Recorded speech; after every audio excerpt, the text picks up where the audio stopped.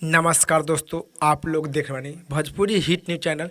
तो बहुत बहुत स्वागत बा। तो आप लोग के बता दी कि खेसारी लाल यादव जी के अरसर अफसरा के फिल्म रहे मेहंदी लगा के रखना थ्री, जो कि अभी सिनेमा घर में चल रहा बा। दर्शक लोग बहुत ज़्यादा बहुत सारा प्यार दुआर दिले बानी, जो कि करीब 75 को सिनेमा घर में मेहंदी लगा के रखना थ्री फिल्म रिलीज किया गया है खेसारी लाल यादव जी के। तो आप लोग के बता दें कि मेहंदी लगा के रखना थ्री फिल्म के जो कि गाना भी एक फुल वीडियो इंटरटेनमेंट रंगीला पर आज रिलीज किया गया करीब 1.5 घंटा पहले, जो कि आप लोग गाना के नाम और पोस्टर स्क्रीन पर देख सकते बानी। तो आप लोग भी खेसारी लाल यादव जी के फैन बानी, तो आप लोग भी मेहंदी लगा के रखना थ्री फिल्म के गाना जो कि वीडियो देखब और देखकर कमेंट बॉक्स में बताएं कि आप लोग के देखे में कैसा लगा। करीब 1.5 घंटा पहले रिलीज किया गया है इंटरटेनमेंट रंगीला पर। तो आप लोग भी जाइए देखिए और देखकर कमेंट बॉक्स में बताइए।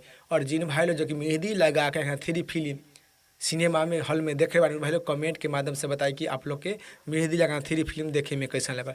और जिंदर से लोग अभी तक मेहंदी लगाना थ्री फिल्म न देख ले बानी, निजी सिनेमा घर में जाई और मेहंदी लगाना थ्री फिल्म देखी और देखकर कमेंट बॉक्स में बताई कि आप लोग के खेसारी लाल यादव जी के और अफसरा के जोड़ी आप लोग के देखे में कैसा लगल। और इस रिपोर्ट के बारे में का राय बा, का विचार बा, आप लोग नीचे कमेंट बॉक्स में बताएं।